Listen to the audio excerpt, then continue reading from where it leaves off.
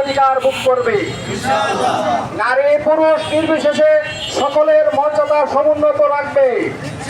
সকলের কর্মক্ষমতা এবং কর্মযোগ্যতা অনুযায়ী তাদের চাকরি থাকবে। মা বোনেরা ঘরে বসে থাকবে না। যারা এদেশের অমুসলিম রয়েছে, হিন্দু, বৌদ্ধ, খ্রিস্টান, পাহাড়ি, উপজাতি সহ সকল সম্প্রদায়ের লোকের সমান অধিকার নিশ্চিত করা হবে। সকলের সমান অধিকার ভোগ করবে।